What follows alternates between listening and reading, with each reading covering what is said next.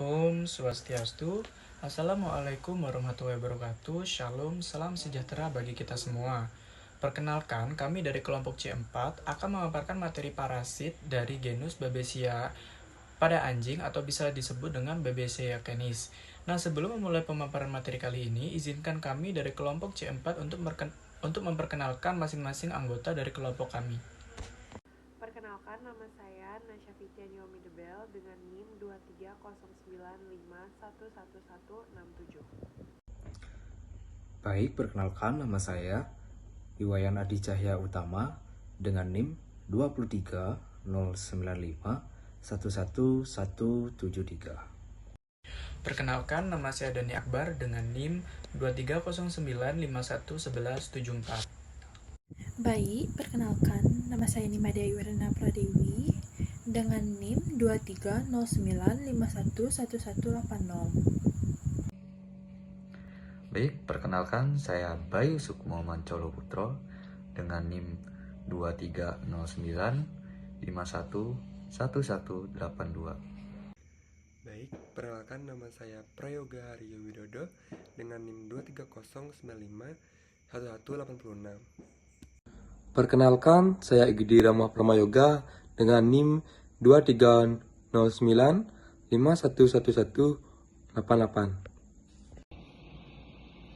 Perkenalkan, nama saya Ningurah Ayu Sri Asitiwati dengan NIM akhir 189. Nah, sebelumnya apa yang dimaksud dengan Babesia canis? Nah, sebelum itu Babesia sendiri merupakan protozoa darah dari filum Apicomplexa yang menyerang eritrosit pada anjing dan menyebabkan penyakit babesiosis. Protozoa dari filum Apicomplexa ini atau bisa disebut dengan sporozoa adalah organisme parasit uniseluler yang dikenal karena gaya hidup intraselulernya dan keberadaan kompleks apikal pada tahap tertentu dalam siklus hidupnya. Kompleks apikal ini memungkinkan mereka menembus sel inang. Protozoa ini tidak memiliki silia atau flagella dalam tahap tropozoitanya. Reproduksi apikompleksa melibatkan fase aseksual bisa disebut dengan morogoni atau skizogoni. Dan seksual bisa disebut dengan gametogoni, di mana gametogoni menghasilkan zigot yang kemudian membentuk spora melalui proses sporogoni. Selanjutnya ialah morfologi dari protozoa darah Apicomplexa. Yang pertama ialah sel yang terpolarisasi. Apicomplexa memiliki struktur sel yang sangat unik, dengan ujung depan yang apikal yang sangat kuat untuk invasi. Kedua, kompleks apikal. Bagian apikal dilengkapi dengan organel khusus seperti rhoptris, mikronema, dan granula padat yang konoid dengan cicin polar apikal. Selanjutnya ialah pelindung luar. Parasit dilindungi oleh pelikel semacam kulit yang kuat. Kemudian, organel internal. Di dalam sel terdapat organel yang penting seperti nukleus, retikulum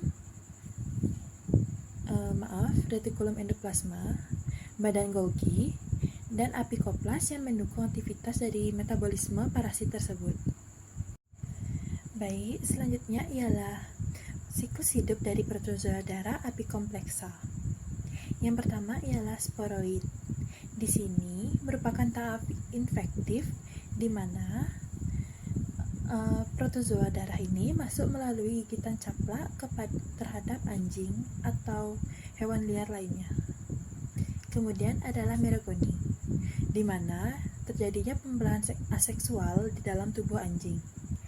Kemudian gametogoni, di mana ini merupakan pembentukan gamet di anjing yang kemudian dilanjutkan di dalam tubuh caplak. Yang terakhir ada sporogoni, di mana pembentukan sporozoid baru di dalam tubuh caplak.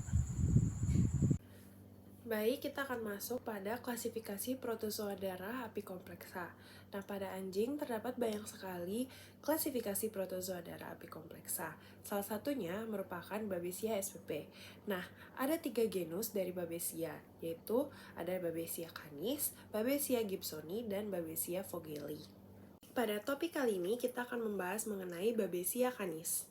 Babesia canis merupakan protozoa darah dari filum Apicomplexa yang menyerang eritrosit pada anjing dan menyebabkan penyakit babesiosis.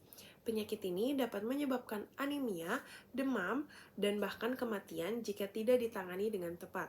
Parasit ini menyebar melalui vektor caplak, yaitu Rhipicephalus sanguineus.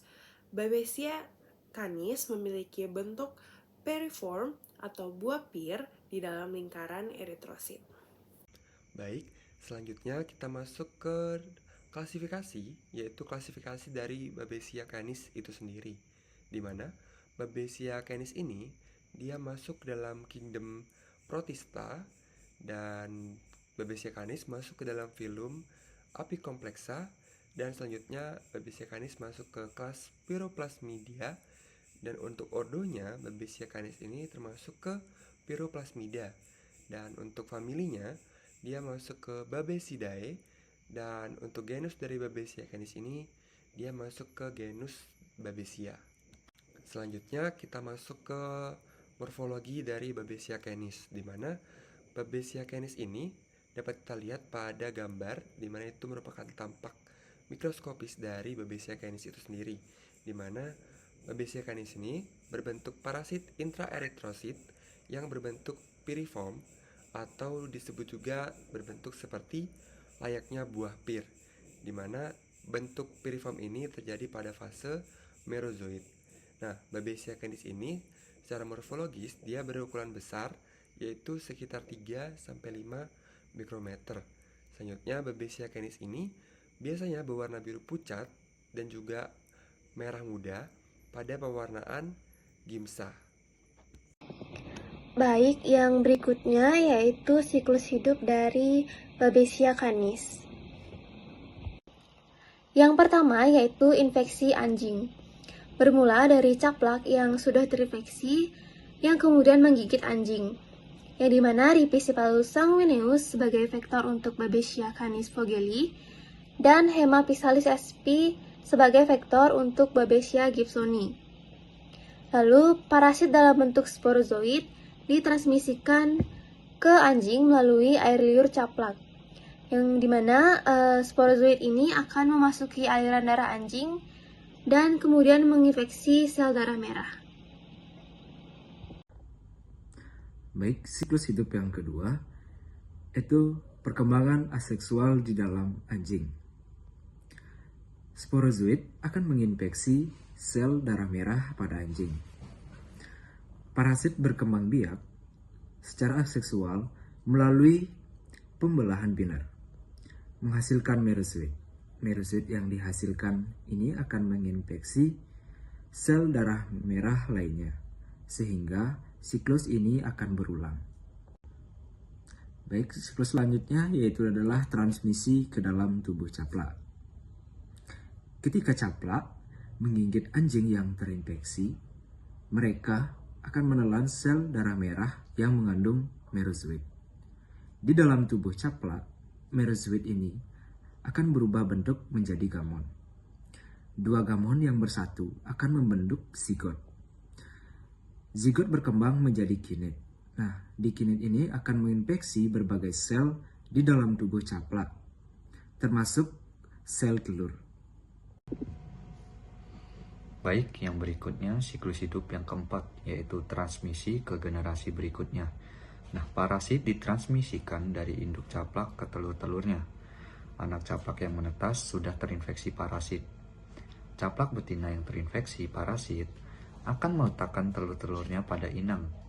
Parasit yang bersarang di dalam tubuh caplak betina ini kemudian akan ditransmisikan secara vertikal ke telur-telurnya. Telur-telur caplak yang telah terinfeksi tersebut akan menetas menjadi larva caplak. Larva caplak yang baru menetas ini sudah membawa parasit dalam tubuhnya sejak awal kehidupan. Siklus hidup caplak berlanjut dengan tahap nimfa setelah menghisap darah inang. Larva caplak akan berganti kulit menjadi nimfa. Parasit yang sebelumnya dibawa oleh larva akan tetap bertahan hidup dan berkembang biak di dalam tubuh nimfa. Nimfa caplak yang terinfeksi kemudian akan berganti kulit lagi menjadi caplak dewasa. Caplak dewasa yang terbentuk pun sudah terinfeksi parasit yang sama dengan induknya. Dengan demikian, parasit berhasil ditransmisikan secara vertikal dari generasi ke generasi caplak. Hal ini membuat pengendalian populasi parasit menjadi lebih sulit karena parasit sudah ada sejak awal kehidupan caplak. Nah, yang selanjutnya yaitu siklus hidup yang kelima, yaitu siklus berulang, yang dimana anak caplak yang terinfeksi menggigit anjing sehat. Siklus infeksi ini dimulai kembali pada anjing baru. Siklus infeksi ini akan terus berulang. Caplak yang telah terinfeksi akan tumbuh menjadi dewasa, kawin, dan betina akan bertelur. Telur-telur yang dihasilkan akan menetas menjadi larva yang terinfeksi. Dan siklus pun berulang kembali ketika larva tersebut menemukan inang baru. Jadi, kesimpulan mengenai video dari kelompok kami, kelompok C4 mengenai parasit Babesia spp ya, pada anjing. Nah, jadi Babesia canis merupakan parasit yang menyebabkan penyakit babesiosis pada hewan anjing. Morfologi dan siklus hidupnya yang khas menjadi dasar dalam diagnosis dan pengendalian penyakit ini. Dengan memahami karakteristik dari parasit ini, kita dapat memberikan penanganan yang tepat pada anjing yang terinfeksi. Nah, Babesia canis juga merupakan salah satu contoh protozoa darah dari filum Apicomplexa yang menginfeksi sel darah merah pada anjing. Kelompok Apicomplexa ini memiliki karakteristik, morfologi, dan siklus hidup yang khas, yaitu parasit intraeritrosit, berbentuk periform atau seperti buah pir. Nah, pada fase merozoid, Babesia canis berukuran 3-5 mikrometer. Nah, akan berwarna biru pucat hingga merah muda pada pewarnaan giemsa. Siklus hidup Babesia canis akan melibatkan inang vertebrata pada anjing dan vektor arthropoda pada caplak. Parasit ditransmisikan ke anjing melalui gigitan caplak yang terinfeksi. Setelah masuk ke dalam tubuh anjing, parasit akan menginvasi dan berkembang biak di dalam sel darah merah. Nah, parasit akan membelah dirinya secara aseksual di dalam sel inang, sehingga menyebabkan lisisnya sel darah merah dan melepas parasit baru yang akan menginfeksi sel darah merah lainnya. Nah, siklus ini akan berulang terus-menerus hingga menyebabkan anemia pada anjing yang terinfeksi. Nah, sekian video dari kelompok kami. Saya tutup dengan Parama Santi. Om Santi Santi Santi Om. Wassalamualaikum warahmatullahi wabarakatuh. Shalom, nama budaya. Salam sejahtera bagi kita semua.